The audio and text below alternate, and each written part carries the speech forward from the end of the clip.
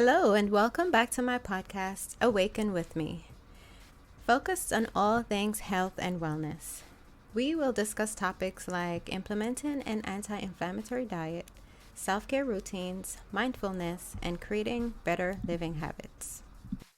Today, we will talk about some realizations I've come to throughout this whole process, getting from symptom to being diagnosed with my autoimmune condition. The first realization I want to talk about is the fact that diet is singular.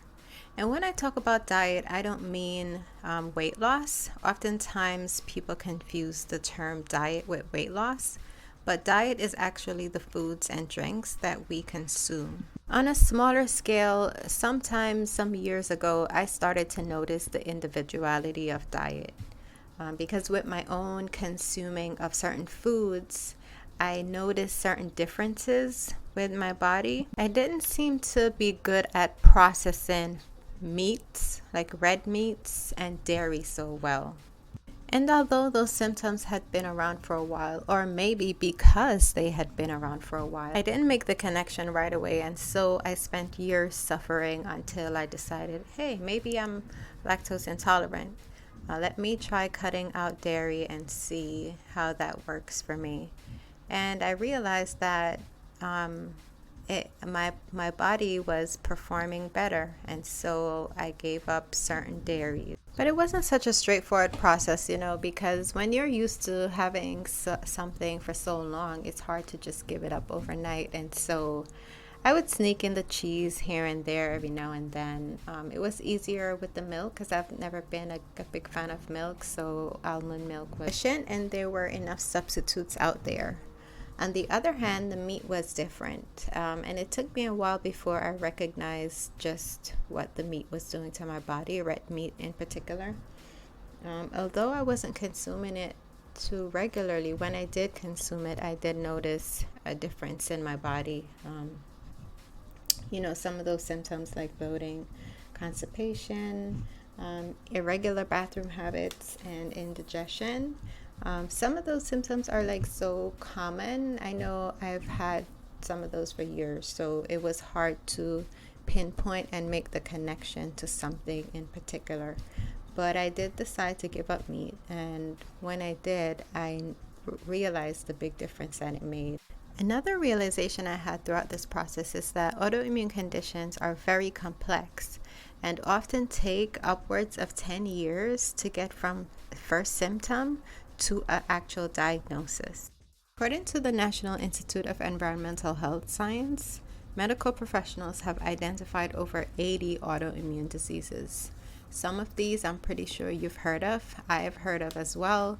However, some of them I didn't link to being an autoimmune condition. The common ones are type 1 diabetes, multiple sclerosis, lupus, and rheumatoid arthritis. Some of the rarer autoimmune conditions include mixed connective tissue disease, the Guillain-Barré syndrome, and scleroderma. Affecting over 24 million people in the U.S. alone, autoimmune diseases seem to be on the rise for unknown reasons. An article published in January of 2022 titled Global Spread of Autoimmune Disease estimates that there's a rise between 3% and 9% yearly, with many people being affected with more than one autoimmune condition at a time. And women have been shown to be more affected by autoimmune conditions at a rate of 2 to 1 in comparison to men. So throughout my tough and often miserable time, this past 9 months of going from first symptom of feeling like something was wrong going on with my body to actually receiving a test and a diagnosis of my autoimmune condition, I realized that I'm one of the lucky ones, and so I am really grateful.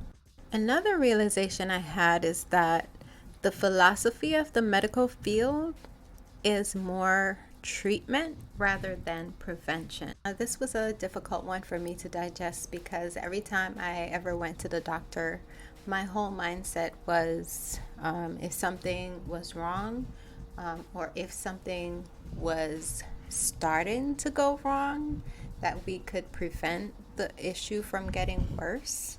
but that was not my experience. And it actually dawned on me when I went to one of the specialists that I went to throughout this whole experience.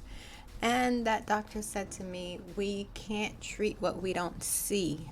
I suppose that philosophy does make sense, but it doesn't mean I have to agree with it, which I don't.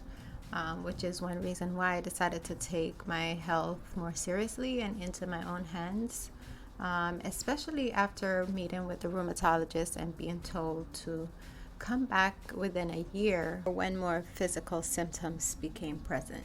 I suppose the fact that there's no cure for scleroderma hadn't yet kicked in to me, because it does make sense on some levels. Medical professionals are trained to treat a problem, not prevent it from happening.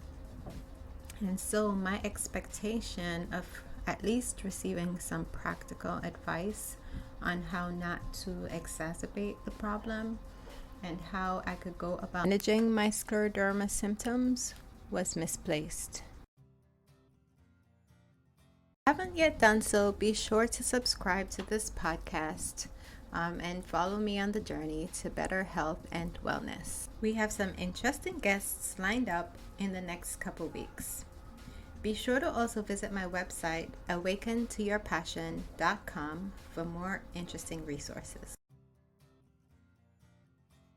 So today's learning outcome is that although it's important to see things from a general perspective sometimes, it's also very essential to look at things from a singular perspective, because we're our own unique individuals and we bring our own perspective. Take in consideration scleroderma within itself can look so differently for each person that has that autoimmune condition. And so I encourage you to listen to yourself and don't be afraid to see things and bring your own unique perspective. So the question I leave with you today is, how will you use the information shared today from a singular lens in your own experience? Once again, thank you for listening today. If you haven't done so yet, please subscribe and share this podcast with someone else. Be sure to visit my website, awakentoyourpassion.com. And until next time, take care.